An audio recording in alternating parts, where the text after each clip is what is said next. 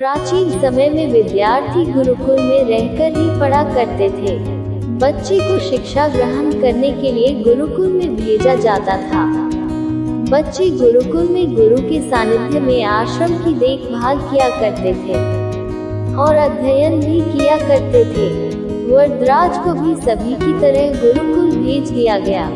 वहाँ आश्रम में अपने साथियों के साथ घुलने मिलने लगा, लेकिन वह पढ़ने में बहुत ही कमजोर था।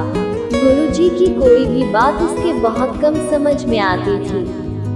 इस कारण सभी के बीच वह उपहास का कारण बनता है। उसके सारे साथी अगली कक्षा में चले गए, लेकिन वो आगे नहीं बढ़ पाया। गुरुजी जी ने भी आखिर हार मानकर उसे बोला, बेटा वरदराज, मैंने सारे प्रयास करके देख लिए हैं।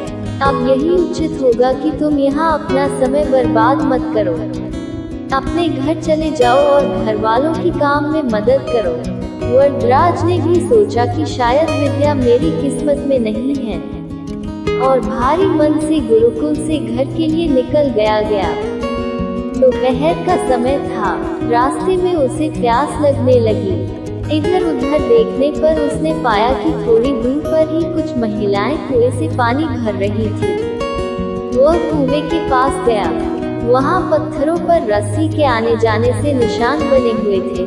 तो उसने महिलाओं से पूछा, यह निशान आपने कैसे बनाए? तो एक महिला ने जवाब दिया, बेटी, यह निशान हमने नहीं बनाए।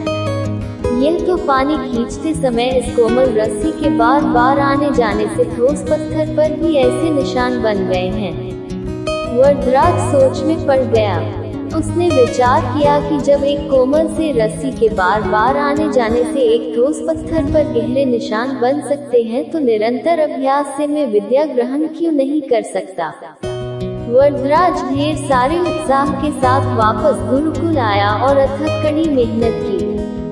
गुरुजी ने भी खुश होकर भरपूर सहयोग किया।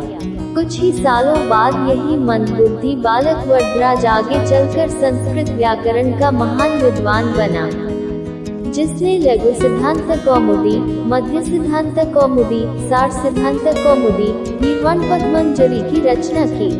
शिक्षा मौरत दोस्तों, अभ्यास की शक्ति का तो कहना ही क्या है।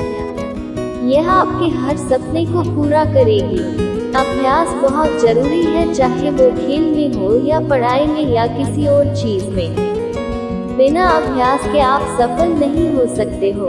अगर आप बिना अभ्यास के केवल किस्मत के भरोसे बैठे रहोगे, तो आखिर में आपको पछतावे के सिवा और कुछ हाथ नहीं लगेगा। इसलिए अभ्यास के साथ धैर्य, परिश्रम और लगन रखकर आप अपनी मंजिल को पाने के लिए जुट जाएं।